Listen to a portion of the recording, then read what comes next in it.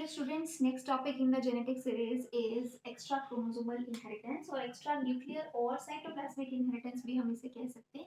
So basically it's a non Mendelian inheritance क्योंकि ये Mendel के रूल्स को फॉलो नहीं करता है.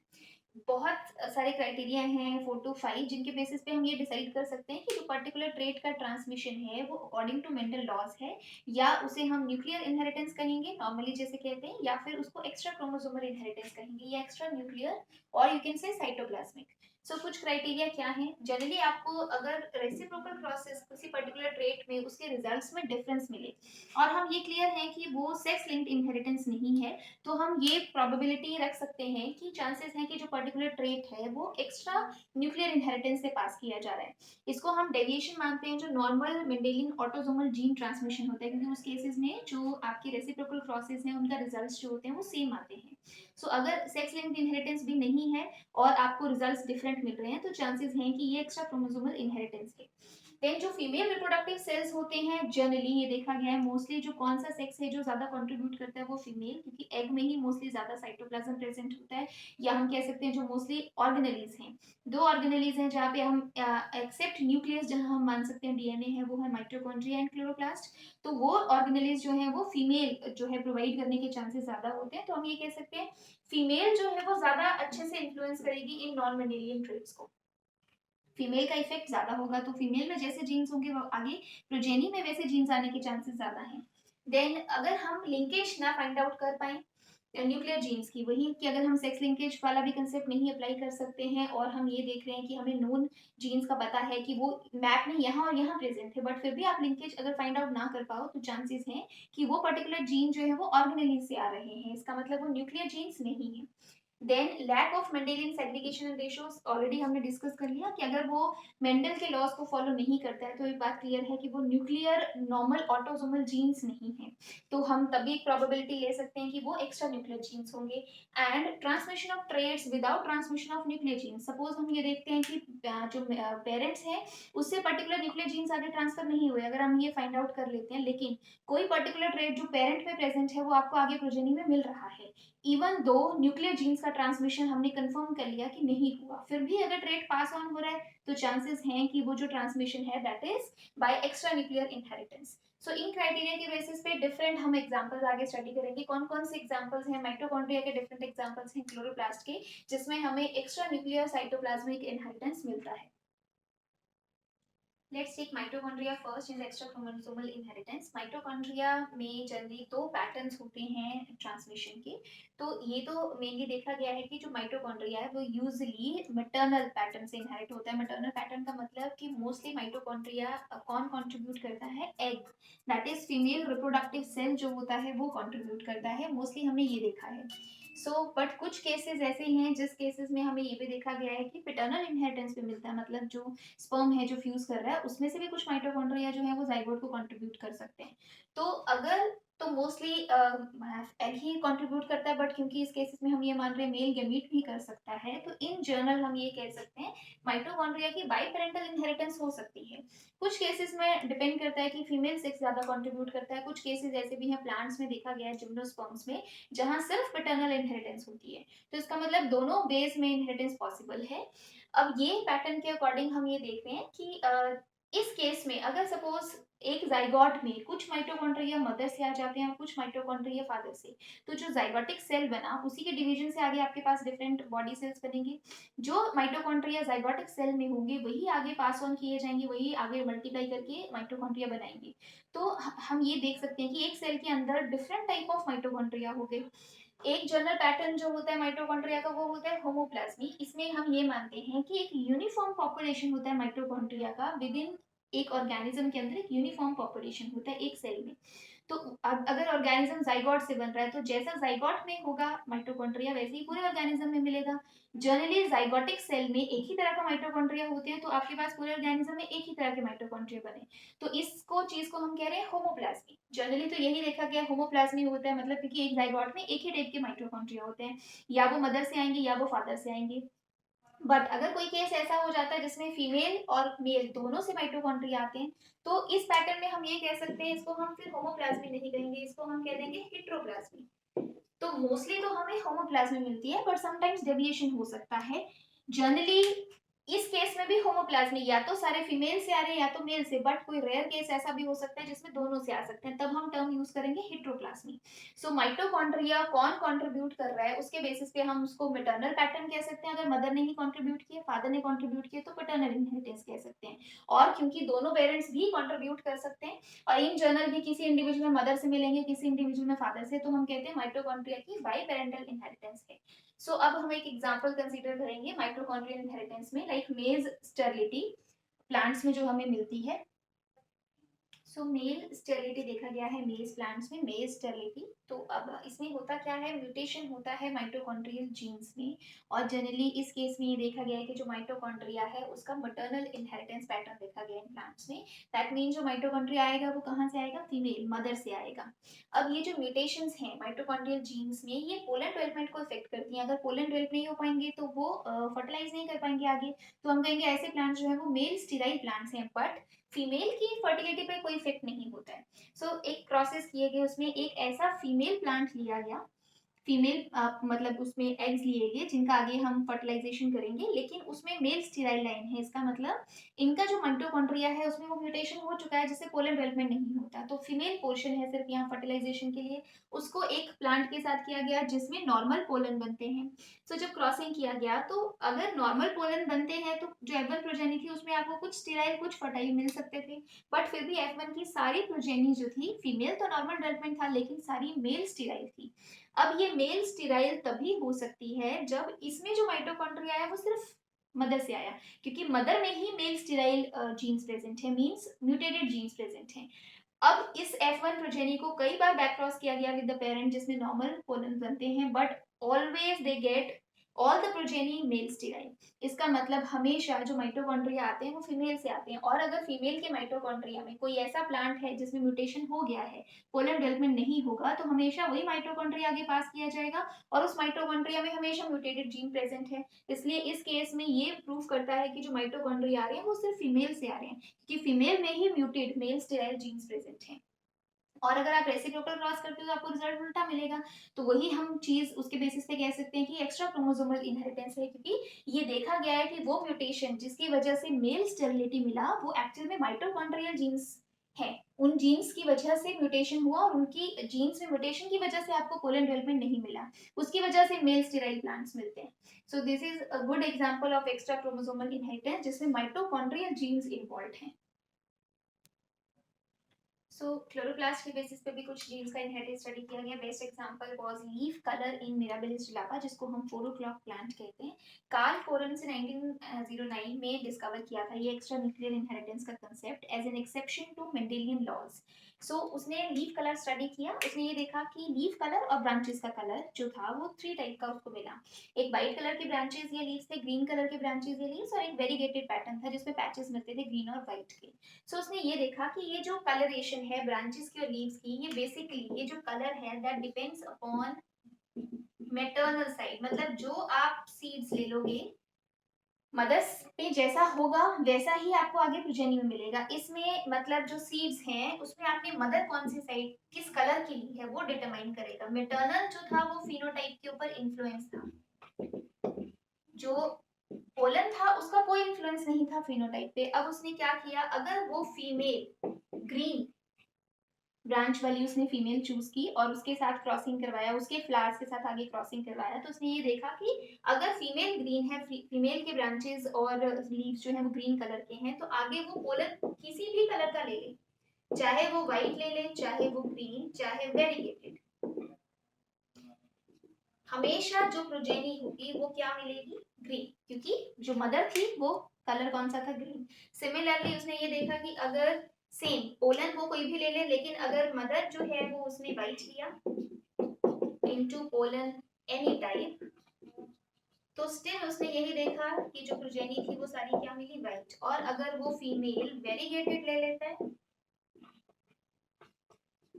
तो अगेन पोलन किसी भी टाइप का हो, वेरीगेटेड लिया तो उसमें उसको तीनों मिलेंगे, तो उसमें उसको व्हाइट भी मिली कुछ ब्रांचेस, कुछ ग्रीन और कुछ वेरीगेटेड, लेकिन कोई पर्टिकुलर रेशियो नहीं था।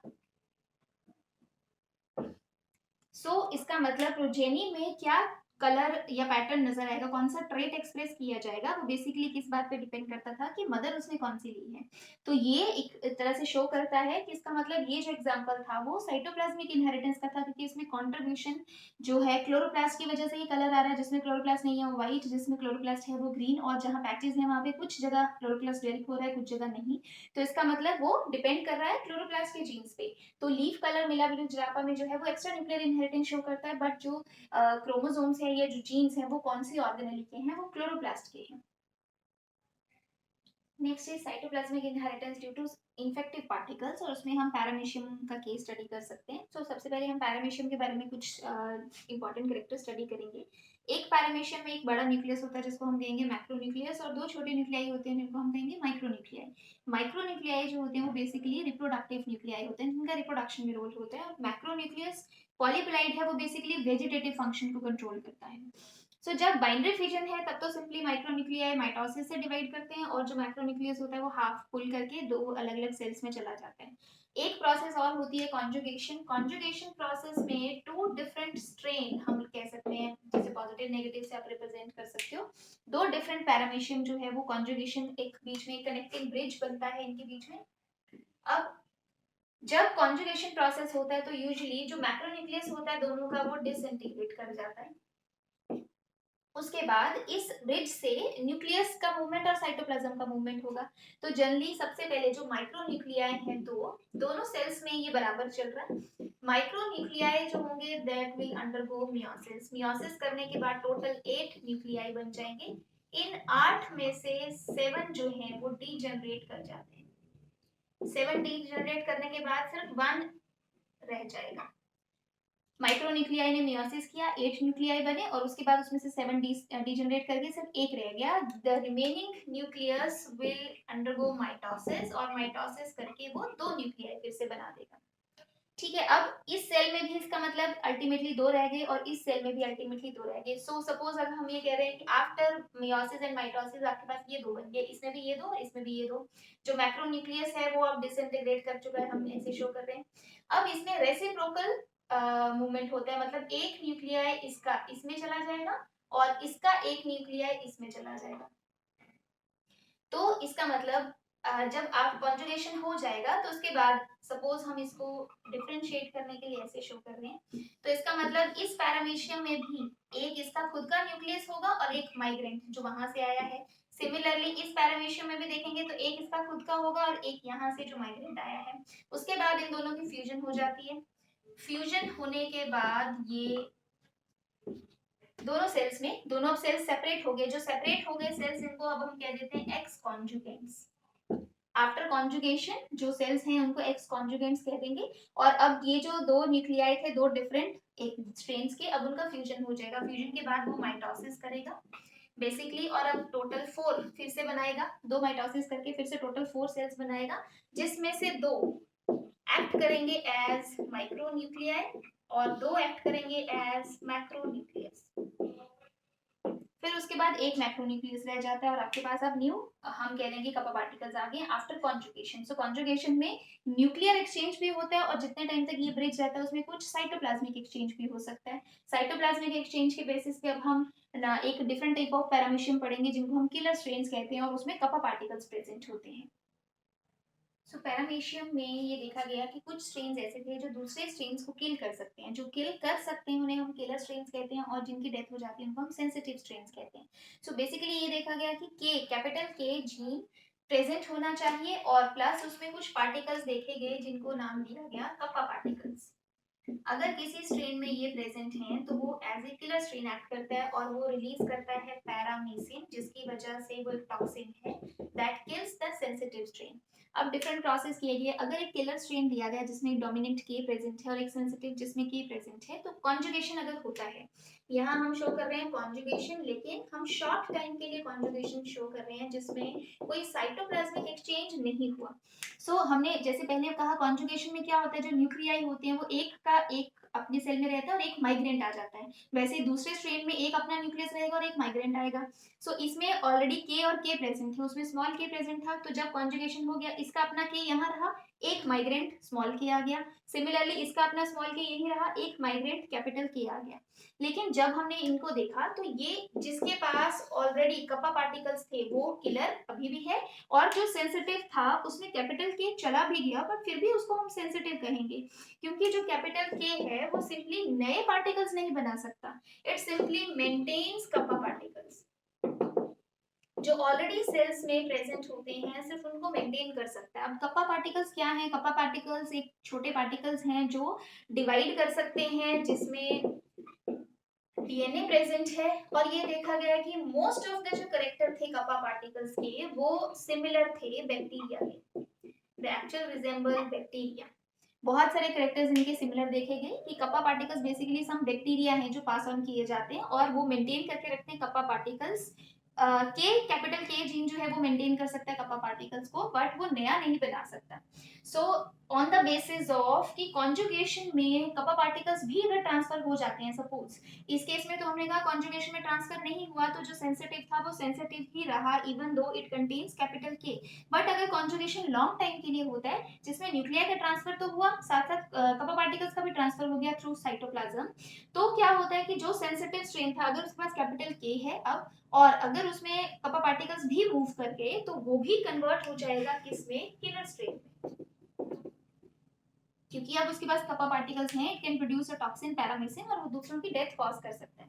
तो इस तरह से जो पैरामीशियम है उसमें कप्पा पार्टिकल्स का ट्रांसमिशन होता है, और उसमें ये देखा गया है कि इन्फेक्टिव पार्टिकल्स जाने चाहिए, इनको इन्फेक्टिव पार्टिकल्स कहा गया है, और ये थ्रू साइटोप्लाज्म जाते हैं इसलिए हम इसको साइटोप्लाज्मिक इनहेरिटेंस कहेंगे ड्यू टू इन्फेक्टिव पार्टिकल्स। जब तक वो नहीं जाएंगे तब तक अगर न्यूक्लियर जीन्स जा भी रहे हैं तो उसका कोई डिफरेंस नहीं है, मेन जो है वो पर्टिकुलर करेक्टर जो है जैसे किलर यहाँ पे हम कहेंगे वो किसकी वजह से है? इन्फेक्टिव पार्टिकल्स की वजह से, और वह कहाँ प्रेजेंट है? साइटोप्लाज्म में प्रेजेंट है। सो साइंटिस्ट ने बाद में ये देखा कि जो कप्पा पार्टिकल है, क्योंकि उनको बैक्टीरिया कहा गया तो बेसिकली इस कप्पा पार्टिकल को आइडेंटिफाई किया गया एज सिडोबैक्टर टेन्यूस पाइरेस।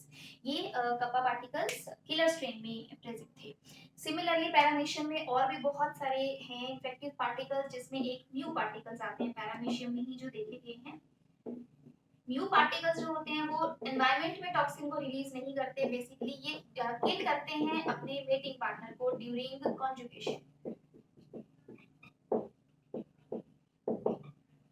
सो म्यू पार्टिकल्स भी बेसिकली एक बैक्टीरिया है जिसको सिडोबैक्टर कॉन्जुगेटस कहा गया है, क्योंकि वो कॉन्जुगेशन के टाइम पे किलिंग करते हैं, सिडोबैक्टर कॉन्जुगेटस। सो इनका भी जो ट्रांसमिशन है वो थ्रू साइटोप्लाज्म होता है, मतलब ये म्यू पार्टिकल्स भी पैरामीशियम के जो है वो साइटोप्लाज्मिक इनहेरिटेंस शो करते हैं।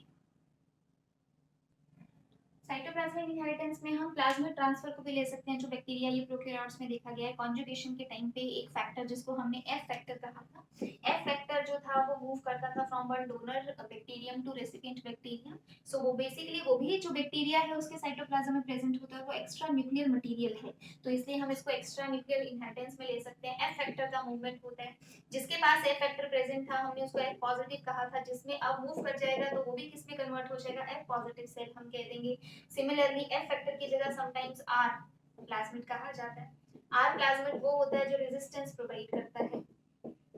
सो अगर ये भी किसी में ट्रांसफर कर दिया जाए तो वो बैक्टीरिया स्ट्रेन भी रेजिस्टेंट हो जाता है। देन सिमिलरली होल प्लाज्मिड होते हैं, होल प्लाज्मिड जो पर्टिकुलर कॉलेसेंस बना सकते हैं, कॉलेसेंस जो होते हैं टॉक्सिन्स होते हैं फॉर ई लाइफ, तो इस तरह से वो भी ट्रांसफर किए जाते हैं। तो ये सारे एक्स्ट्रा न्यूक्लियर हम देखें तो डीएनए है, तो इसलिए इनका ट्रांसफर जो है वो हम साइटोप्लाज्मिक इनहेरिटेंस में कंसीडर करेंगे।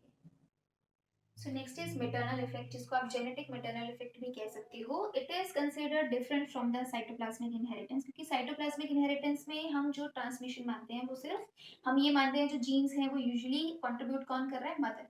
बट मेटर्नल इफेक्ट में डिफरेंस ये है कि इसमें हम ये मानते हैं कंट्रीब्यूशन दोनों पेरेंट्स का रहता है। डिफरेंस ये है कि जो ऑफस्प्रिंग का फिनोटाइप होगा वो इस बात पे डिपेंड करता है कि मदर का जीनोटाइप क्या है, not on the mother's phenotype. हमेशा ये याद रखना है कि जीनोटाइप पे डिपेंडेंट है, ना तो फादर के जीनोटाइप पे कोई जीनोटाइप से कोई फर्क पड़ेगा, ना ही ऑफस्प्रिंग के खुद के जीनोटाइप से कोई फर्क पड़ेगा। जो फिनोटाइप होगा वो डिपेंडेंट होगा सिर्फ मदर के जीनोटाइप पे। सो ये इसका बेस्ट एग्जांपल हम ये ले सकते हैं, शेल कॉइलिंग स्नेल में देखा गया लेमना पेलिग्रा में। तो डेक्स्ट्रल और सिनिस्ट्रल दो तरह की कॉइलिंग होती है लेमना पेलिग्रा में। कॉइलिंग टू द राइट उसको हम डेक्स्ट्रल कॉइलिंग कहते हैं, डेक्स्ट्रल शेल्स कहते हो। अगर कॉइलिंग टू द लेफ्ट है तो उसको हम सिनिस्ट्रल कॉइलिंग कहते हैं। कहते हैं। सो सपोज डेक्स्ट्रल कॉइलिंग हमने शो किया, समटाइम्स कुछ बुक्स में डेक्स्ट्रल कॉइलिंग को ऐसे पॉजिटिव से रिप्रेजेंट किया जाता है और सिनिस्टर को सिंपली एस से रिप्रेजेंट किया जाता है, या आप डी और डी से भी रिप्रेजेंट कर सकते हो। सो सपोज हमने फीमेल मदर जो है वो सिनिस्ट्रल लिया तो उसके पास स्मॉल डी प्रेजेंट है, और जो फादर लिया वो डेक्स्ट्रल लिया, तो जो F1 प्रोजेनी आया उसमें आपके पास हेट्रोजाइगस मिला। सो लॉजिकली इस जीनोटाइप के बेसिस पे आपको जो कॉइलिंग मिलना चाहिए था वो डेक्स्ट्रल मिलना चाहिए था, क्योंकि डी वैसे डोमिनेंट है, D is considered dominant. But जो ये F1 प्रोजेनी थी, जो ऑफस्प्रिंग था, उसने सिनिस्ट्रल कॉइलिंग ही शो किया। क्यों? क्योंकि उसकी जो मदर थी उसका जीनोटाइप जो था वो सिनिस्ट्रल कॉइलिंग का था। स्मॉल डी जो है वो sinistral coiling recessive trait show कर रहा है। अब सपोज हमने ऐसे ही सिनिस्ट्रल कॉइलिंग के साथ हमने इसकी सेल्फिंग कर दी। जनरली जो जीनोटाइप है वो हम देखेंगे दोनों का हेट्रोजाइगस है, एक फीमेल एक्ट करेगा एक मेल एक्ट करेगा, अब आपके पास 4 टाइप ऑफ जीनोटाइप्स आ गए। अगर ये नॉर्मल मेंडेलियन इनहेरिटेंस फॉलो करता तो आपके पास जहां कैपिटल डी है वहां डेक्स्ट्रल और जहां स्मॉल डी है वहां सिनिस्ट्रल आपके पास फिनोटाइप आना चाहिए था। आपको 3:1 की रेशो मिलनी चाहिए थी, 3 डेक्स्ट्रल 1 सिनिस्ट्रल। लेकिन ये सारे के सारी जो प्रोजेनी है वो सारा डेक्स्ट्रल ही शो करता है। अगेन रीजन ये क्योंकि जो मदर का जीनोटाइप है उसमें कैपिटल डी प्रेजेंट है, उसमें डेक्स्ट्रल का जीनोटाइप प्रेजेंट है, तो सारे जो प्रोजेनी है उसने फिनोटाइप कौन सा शो किया? Dextral.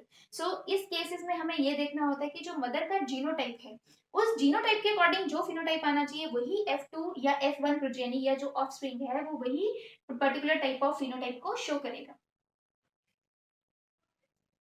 So to sum up we can compare different, हमने जो अभी तक पढ़े हैं, सेक्स लिंक्ड करेक्टर अगर होगा तो ऑब्वियसली वो सेक्स क्रोमोसोम्स पे प्रेजेंट होंगे जीन्स। अगर सेक्स इन्फ्लुएंस्ड करेक्टर है तो हमने कहा था वो एक्स क्रोमोसोम या वाई क्रोमोसोम पे प्रेजेंट नहीं होता, वो ऑटोसोमल क्रोमोसोम पे प्रेजेंट होता है। बट डिफरेंस ये होता है कि जो एक्सप्रेशन होता है वो वेरी करता है मेल और फीमेल में, किसी एक सेक्स में उसका एक्सप्रेशन ज्यादा होगा किसी में कम होगा, और जनरली हार्मोन्स पे भी डिपेंडेंट होता है। सेक्स जो लिमिटेड करेक्टर है, अगर सेक्स इन्फ्लुएंस्ड का ही हमने कहा था, जो एक्सट्रीम है वो सेक्स लिमिटेड है। सेक्स लिमिटेड का मतलब जिसमें अगेन जीन्स ऑटोसोम्स पे है, क्योंकि ये टाइप है एक सेक्स इन्फ्लुएंस्ड का ही, तो ऑटोसोम्स पे प्रेजेंट है लेकिन एक्सप्रेशन जो होगा वो किसी एक सेक्स में लिमिटेड होगा, मतलब एक में अब मैक्सिमम है और एक में जीरो है। उस केस में दोनों में एक्सप्रेशन था लेकिन एक में ज्यादा और एक में कम था। अब जेनेटिक मेटर्नल इफेक्ट अगर होगा तो जिस इंडिविजुअल में हम एक्सप्रेशन देख रहे हैं उसका एक्सप्रेशन इस बात पे डिपेंड करेगा कि उसकी मदर का जीनोटाइप क्या है, तो हम उसको जेनेटिक मेटर्नल इफेक्ट कहेंगे। और अगर सपोज ये न्यूक्लियर जीन्स पे डिपेंडेंट नहीं है, क्योंकि अभी तक हम जो बातें कर रहे हैं वो सारी न्यूक्लियर जीन्स की बात कर रहे हैं, अगर वो न्यूक्लियर जीन्स में है ही नहीं ट्रेट और साइटोप्लाज्म के थ्रू ट्रांसमिट हो रहा है तो उसको हम साइटोप्लाज्मिक इनहेरिटेंस कहेंगे, जिसमें आप 2 ऑर्गेनेलीज ले सकते हो, क्लोरोप्लास्ट एंड माइटोकॉन्ड्रिया।